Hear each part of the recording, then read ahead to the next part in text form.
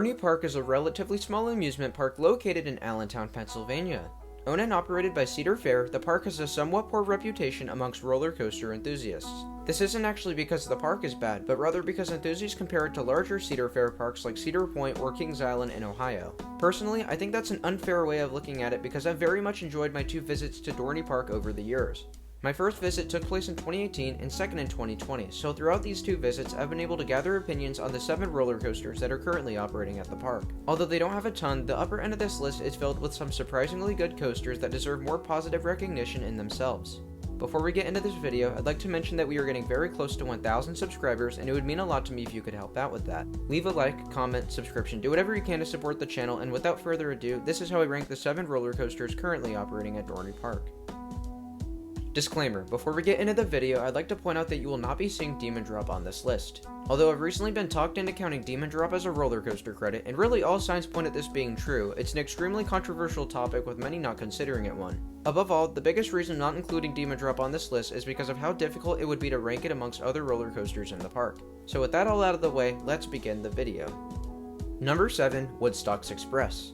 Since 1999, the Zamperla family gravity coaster has proven to be very successful with nearly 45 installations worldwide. Although the ride isn't anything too special, Dorney Park was one of the first amusements to step up and ask for one of these kiddie coasters to be added into their park. This one in particular is located in the Planet Snoopy section of the park and has a yellow color scheme that pops out, making it easier to find than expected.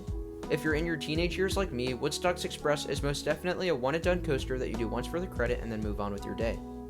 Number 6, Wild Mouse. You'd be hard-pressed not to find a Wild Mouse coaster at your local theme park. These rides have been extremely popular over the years and have been perfected by manufacturers such as Mach and Maurer Rides. This one in specific was built by the latter in 2000 and serves as what is arguably the park's only steel family coaster. It doesn't exactly do anything to stand out, and it's definitely pretty unoriginal with no tunnels or anything like that, but it rides okay and I suppose it gets the job done for the kind of ride that it is. Number 5, Thunderhawk. Thunderhawk is a wooden roller coaster built by Philadelphia Toboggan Coasters in 1924. This makes it one of the oldest coasters I've been on to date, and fun fact, it's actually the oldest operating roller coaster in the Cedar Fair family. Considering the ride's age, it has a pretty solid layout, and during both of my visits to the park, I found it to run a lot smoother than many enthusiasts made it out to be. I especially like the return trip with the little hills that provide some surprising bits of airtime, but just know that there's a noticeable trim on one of these, and depending on if it's on or not, it may differ your ride experience to others. In my opinion, it's absolutely worth the ride and it's very enjoyable for what it is. Number 4, Hydra the Revenge.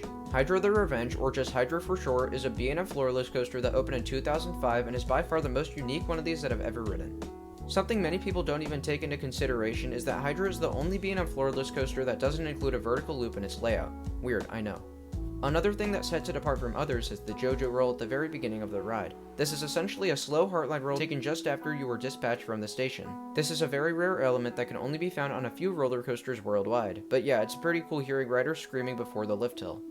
Lastly, I'd like to point out the Cobra roll. This is the only one I've ever seen with shaping that seemingly resembles a heart from an angle. I have no idea why it looks like this, but it's another element that allows Hydra to stand on its own amongst other floorless roller coasters. Number 3, Possessed. Unfortunately, Possessed was closed for the entirety of the 2020 season for reasons that remain unknown, but I just so happen to have some very fond memories of this ride from 2018. Thankfully, I was able to ride Wicked Twister a day prior to this year's visit, so at least I was recently able to get on one of these intimate impulse coasters. They are starting to become very rare experiences with only 6 left in operation, and this is especially true seeing as Possessed days seem to be numbered. Some things I love about this ride are the intense launches and the fact that the layout provides a variety of sensations with one twisted spike and one entirely vertical spike. With this ride being arguably the most intense coaster in the park, I really hope Possessed gets the TLC and maintenance it deserves and needs to continue operating in the future. Number 2, Talon. In 2001, Dorney Park ordered what was at the time a very popular coaster model and what is still one of the greatest ever to exist. This is the B&M Inverted Coaster, a type of roller coaster that suspends riders below the track and is known for its aggressive and intense ride experience. The only issue I have with this one is that it's not too aggressive compared to the others, something that is absolutely a downside considering that rides like Great Bear and Montu excel in these categories. In my opinion, Talon severely lacks whippiness and is almost too smooth, something that is both a compliment and a negative. It's very impressive because the ride was built almost 2 decades ago, but at the same time, it's another reason why the ride lacks any strong forces. Away from the cons, Talon has an excellent layout and even as is a very fun ride. The entire second half is extremely enjoyable and the drop coming off the pre-lift is an absolute gut punch. Talon, although at the bottom of my list of inverts, is still a pretty fantastic ride. Number 1. Steel Force. Steel Force is a giant Morgan hypercoaster that was built in 1997 and has a nearly identical layout to Mamba at Worlds of Fun. The ride is seriously a whole lot of fun if you ride it right.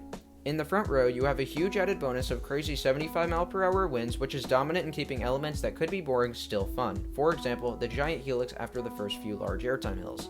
Speaking of, these larger hills are just okay. Don't expect too much airtime from them, but know that you will typically get a little bit of floater as you are pushed over the top. To step away from the layout real quick, I'd like to address the fact that many roller coaster enthusiasts like to trash the Morgan Hypers, with a few exceptions of course, mostly due to the mid-course brake runs hitting hard and preventing any potential airtime in the second half of the ride.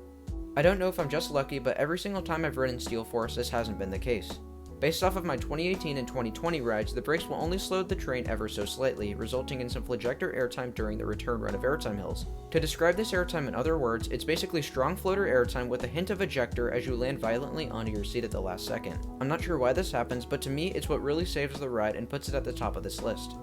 Thank you all so much for watching. If you haven't already, be sure to support the channel by leaving a like, comment, and subscription below. Again, thanks for watching, and I'll see you all in the next video. Bye guys.